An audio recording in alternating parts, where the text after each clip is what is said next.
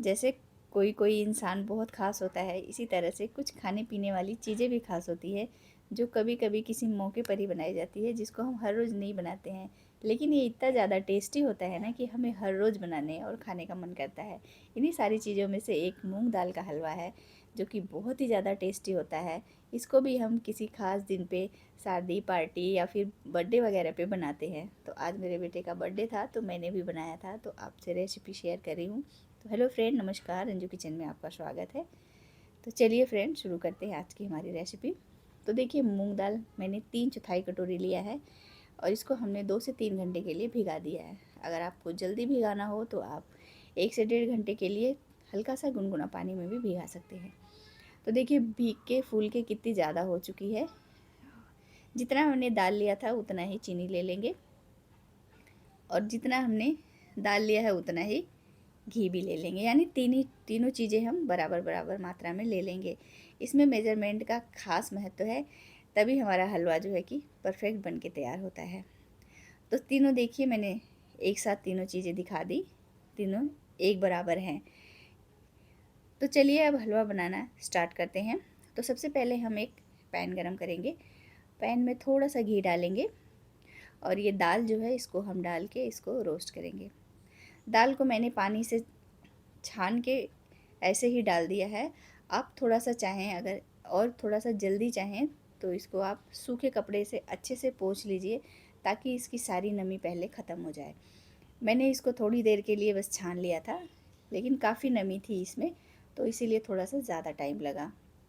तो इसको हम धीमी आंच पे इसी तरह से लगातार चलाते हुए भूनेंगे। इसको हमें छोड़ना नहीं है बिल्कुल भी। और हाँ, ध्यान देना है कि धीमी आंच पे ही भूनें। तो देखिए, भूनते भूनते लगभग 10 से 12 मिनट हो चुके हैं और ये सारी नमी इसकी ख़त्म हो चुकी है। मतलब कि अब दाल दाल बची है और इसको हमें अच्छे से भूनना है। तो देखिए, दिखा रहे हैं आपको, नमी ख़त्म हो चुकी है। अब दाल थोड़ा थोड़ा अलग होने लगी है। देखिए, हो गई है ना, अच्छे से इसकी नमी ख़त्म हो गई है। इसी तरह से हम लगातार इसको भूनते रहेंगे। करीब देखिए 15 से 20 मिनट बाद लगभग इस तरह से हो जाएगी और अच्छे से हमारी दाल यानी रोस्ट हो चुकी है बढ़िया से। है तोड़ के भी दिखा दे रहे, एकदम कुरकुरी हो गई है बढ़िया। इसी तरह से हमें रोस्ट करना है। गैस को धीमा करके, तेज़ नहीं करना है। तेज़ करने से ऊपर से तो कलर चेंज हो जाता है, लेकिन अंदर से अच्छे से नहीं पक पाती है, तो हलवे का टेस्ट बिल्कुल भी अच्छा नहीं आएगा अगर आप इस तरह से दाल को भुनेंगे नहीं। हाँ, एक चीज़ और है, या तो आप, मतलब मेहनत आपको एक बार ही करनी है, या तो आप दाल भूनने में मेहनत कीजिए, या फिर भीगी हुई दाल को पीस के तब आप भूनिए तो मेहनत कीजिए। मतलब बराबर रही है, भूनने में टाइम तो उतना लगे ही, करीब करीब 20 से 25 मिनट लग जाता है। तो इसको निकाल लिया मैंने। निकाल के अब इसको ठंडा कर लेंगे। ठंडा करने के बाद इसको हमें पीस के इसका पाउडर बना लेना है। तो देखिए, दाल एकदम बिल्कुल जैसे नमकीन होती है ना, उसकी, मूंग दाल वाली, वैसी बिल्कुल हो चुकी है। इसको पीस के देखिए पाउडर बना लिया अच्छा सा। हल्का सा दरदरा होता है पाउडर, मतलब हमें एकदम फाइन सा नहीं बनाना है, आटे जैसा, थोड़ा सा हल्का सा दरदरा रखना है। इसके बाद चाशनी बना लेंगे। तो देखिए, चीनी को हमने डाल दिया है। 1 से 1.5 कटोरी हमने इसमें पानी डाल दिया है। पानी आप थोड़ा सा कम ज़्यादा, कम तो नहीं, ज़्यादा थोड़ा सा कर सकते हैं।